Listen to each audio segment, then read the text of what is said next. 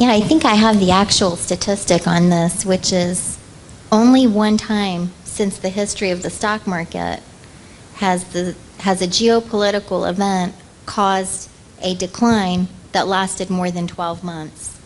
And that was Hitler's invasion of France. And so that includes, just to put it into context, presidents being assassinated, the Cuban Missile Crisis, dropping atomic bombs on countries, the Holocaust. I mean, plenty of bad things have happened, and we've only had the one time that that's caused. So it's scary, but I'm cautioning us not to overreact. I'll first just follow up on what Dennis said about geopolitical this year. So we could probably say this every year about a couple of rogue states, such as Iran, China, Russia. One we haven't mentioned tonight that's always sitting there as a potential threat to disrupt the world is North Korea. And so again, Dennis mentioned, if Putin is backed into a corner, if the regime in Iran is backed into a corner, if China puts pressure on North Korea and they get backed into a corner, what is the response? And again, these countries do have nuclear weapons, tactical nukes is what has been discussed so far. That does change the outlook for everything if something like that happened. Again, we need to understand why it was used, where it was used, what the outcome was, to really begin thinking about, okay, what does that mean? Does that change anything? Or is it one of the many times that terrible things have happened? You didn't mention 9/11. That had the same outcome as what you just described. The initial aftermath is painful for all, especially the ones that had to endure the event. But for the markets and the economy, over time, another headwind this year, again, is that the central bank, the Fed, continues to increase rates aggressively. With the softening inflation data, many are hoping that gives them reason to pause. The next Fed meeting is January 31st and February 1st, so we'll get an announcement on February 1st of their interest rate decision. Right now, the consensus expectation is a 0.5% increase, so smaller than some of the ones we saw last year, in line with the most recent one. Again, will that happen? TBD, but again, anything above and beyond that, and if they continue to increase rates aggressively, that would most likely be a negative for the markets, as concerns that they're going to over-tighten, which is going to slow down the economy, potentially increase the unemployment rate, and how that flows through to to corporate earnings and eventually stock prices is a concern. The recession, again, this would be one of the most expected or predicted recessions in history if we have one this year, which we definitely could based on what we're seeing in some of the data. Another part that's indicating a recession is on the horizon, but is not a good indicator of timing a recession, is the fact that shorter-term bonds are paying much more than longer-term bonds. So you have a 6-month Treasury T-bill that you can go and buy right now and get 4.8%, or you can go buy a 10-year Treasury and get close to 3.4%. So again, that historically, when shorter-term rates are higher than longer-term rates, it's called an inverted yield curve. That has been a precursor to a recession. It has not been a good predictor of when that recession might occur. So that's something we're watching closely. It gets back to looking at, okay, we're invested in corporations. What's the outlook for those corporations? So geopolitical threat, that's always going to be, there's a potential headwind. This chart basically shows over the next 3 years, 50% of the government debt is going to have to be refinanced at a higher rate. And so the weighted average currently is about 1.7. I think the Congressional Budgeting Office is saying that's going to go up to 2.2, 2.3. And on $15 trillion worth of debt, a 0.5% raise doesn't sound like that much, but it's on 15 trillion. So all of a sudden the government's paying higher interest costs just to service the debt. Now, I don't know how many of you still have mortgages, probably very few, but as our financial planning team would remind you and us regularly, when you have the opportunity to refinance your debt at a lower interest rate, you do that. Well, you can see here that the U.S. government chose to finance 50% of our nearly $31.5 trillion that is going to come due in the next 36 months. So we're going to have to refinance that at higher interest rates. Obviously, with the ever-present news media, we were reminded today that the Treasury is already employing extraordinary measures to avoid the debt ceiling as it's coming upon us. So you can't perhaps read in the box there, but our current outstanding debt as a country has an average coupon, an average payment or interest rate of only 1.7%. Well, the 10-year Treasury today is at 3.4%. It's been recently at 3.7. The 2-year Treasury note is over 4%. So if you have to roll forward all of that debt that's in those red columns, you're going to be doing it at interest rates nearly twice what the average of the outstanding is today. So this is a big consequence of what we had to do, perhaps, to come through the COVID crisis and to provide an awful lot of support to the economy, but we're now beginning to face the facts of this. Again, good news here that we talk about in some of our fireside chats is that the U.S. dollar is still the reserve currency of the world, very powerful. Now, for those of you who are conspiracy theorists or read some of those articles, you know, there's all this talk about Russia colluding with China and other kinds of, you know, Venezuela and other countries to try to replace us as the world currency, and then that would become a real problem if we were not the world currency in terms of this debt problem. Well, that issue seems to be still far off into the future.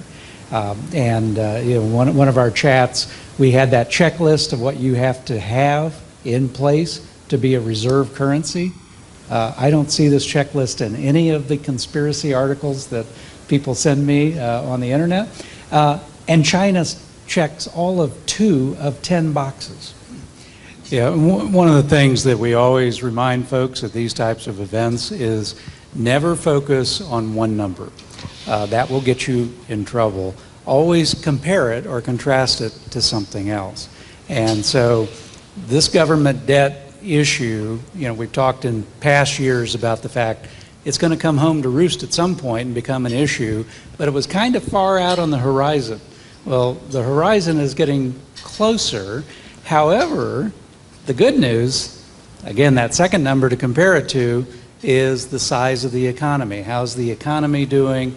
And in that case, again, a lot of consternation, a lot of articles saying, oh no, it's going to be, you know, doom and gloom in the economy this year.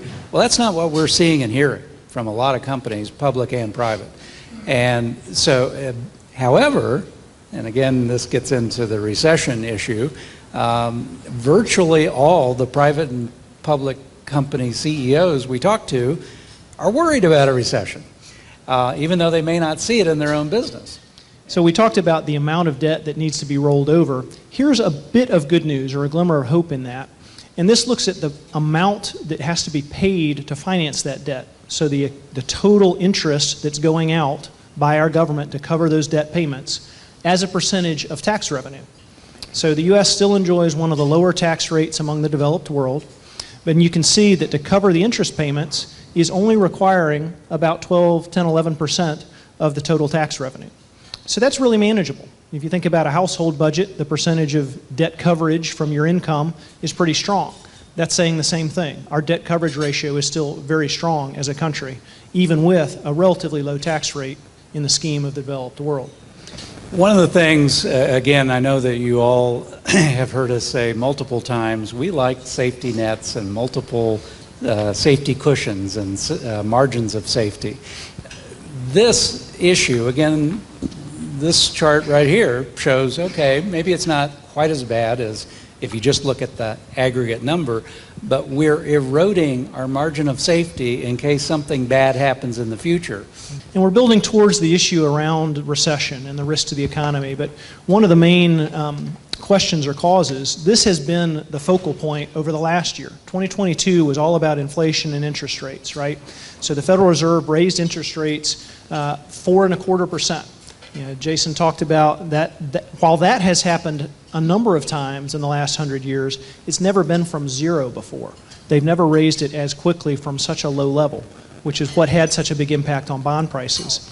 The concern being that if the Federal Reserve does in fact deliver interest rates to 5, 5.25 and keep them there for a while, they may drive us into the ditch. That may be the thing that actually causes the recession. Again, so much focus around inflation. And the blunt instrument that the Federal Reserve has is to raise interest rates. However, in this cycle, so much of inflation was driven by supply chain, a lack of supply, a lack of ability to get ships and oil and things through the system. That's not something that you can really address through interest rate policy. Interest rate policy works on aggregate demand.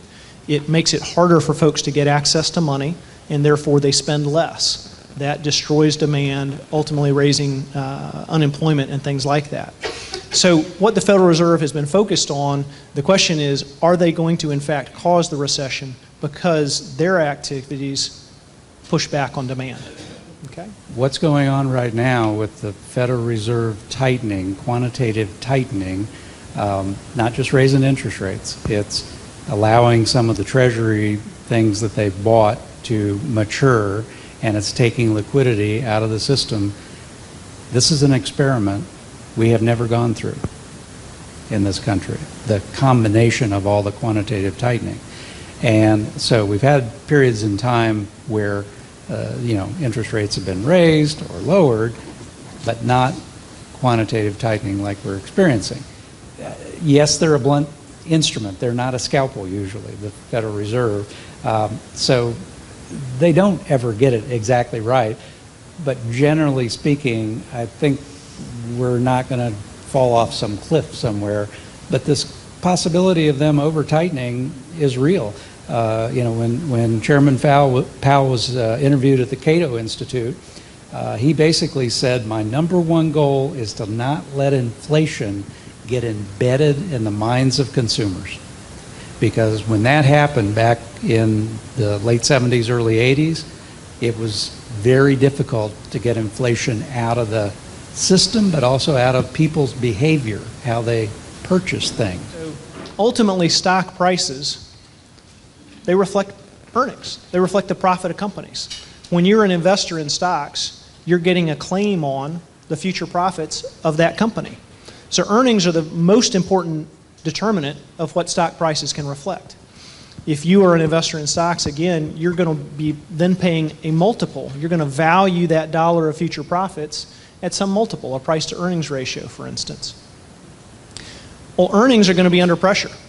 We don't know if we're going to have a recession. I think it's still probably our base case that there will be some measure of recession. There's a lot more possibility, there's a lot more suggestion that some of the recent evidence might allow us to have a so-called soft landing where we don't have a substantive recession. But you can see in the prior recessions, those gray areas, just how much earnings fell. So if we're going to have a slowing economy, and the economy is clearly slowing, we don't know if it'll fully tip into recession or not, that is a headwind. That is going to lower those future profits from companies. And obviously it's harder to put a greater multiple on that profit. Therefore, stock prices are going to face that pressure and have to sort through it over time. We have record income in this country. We have had the largest divergence, the largest increase and divergence of income of our populace from the actual economy in the history of them keeping numbers. So that's the gross domestic income piece that we've talked about in some of our fireside chats that normally is a pretty darn good predictor of things because, hey, we're a consumer-driven economy, right? 70% of our economy is consumer-driven. When the going gets tough, the tough go shopping. And so, the reality is that income is from all sources, that's what that gross domestic income tracks, is at record historical numbers for our country. So that, if we do have a recession, it's going to be the weirdest recession ever. In fact, the head of the conference board last week said that. He said, if we have a recession, it's going to be really odd because most people are still employed and we have all this income. So, but that doesn't mean it couldn't be some weird variant of a recession. Are we talking ourselves into it? This is simply a measure of what percentage of professional forecasters think a recession is coming. You can see on the far right there, almost everybody thinks a recession is coming. Do you make it inevitable because everybody believes it, right? Is it a self-fulfilling prophecy, if you will?